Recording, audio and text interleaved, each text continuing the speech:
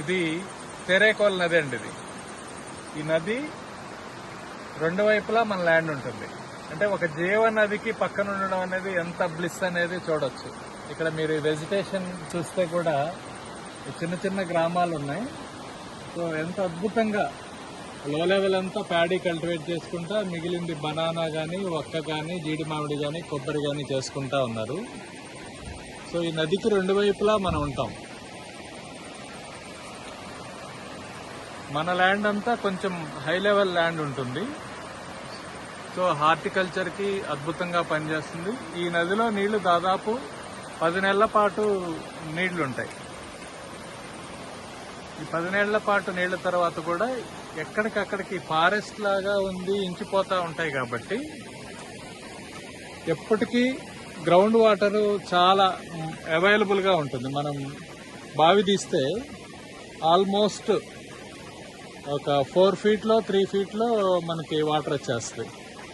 So ఈ నది మీద అటువైపు ఇటువైపు తిరగడానికి కూడా ఈ బ్రిడ్జి గ్రామస్తులు నిర్మించుకున్నారు. అలానే మన ప్రాపర్టీలో కూడా మనం అటు ఇటు వెళ్ళటానికి మనం ఒక బ్రిడ్జి నిర్మించుకుంటాం. కాకపోతే నదికి అవతల వైపు మనకు కొంచెమే ఉంటుంది. మోస్ట్ ఆఫ్ ద ప్లేసెస్ వచ్చేసి నదికి ఇటువైపే ఉంటాం. ఇప్పుడు మనం చూస్తే శివలింగం లాగా కనిపిస్తుంది కదా అది. సో అది మనకి సెంటర్ పాయింట్ అన్నమాట. అక్కడ నుంచి చుట్టూ ఉంటాం మనం. టువర్డ్స్ ఆల్మోస్ట్ 250 డిగ్రీస్లో వరకు మనం ఉంటాం దీన్ని ఉంచుకొని. అంటే ఆ పైనుంచి ఒక 100 మీటర్స్ వరకు అది మనకు అవసరం ఉండదు. ఆ కింద వెజిటేషన్ ఏదైతే ఉందో అది. తర్వాత ఇక్కడ లైఫ్ చూస్తే ఇదంతా రిసార్ట్ లైఫే.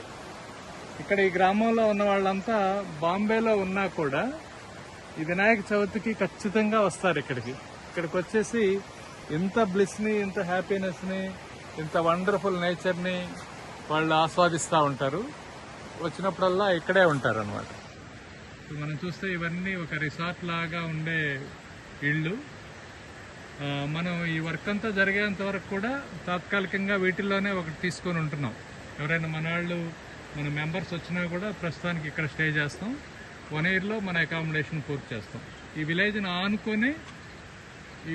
ఆనుకొని మనకి మన ల్యాండ్ స్టార్ట్ అవుతుంది. అదంతా మన ల్యాండ్.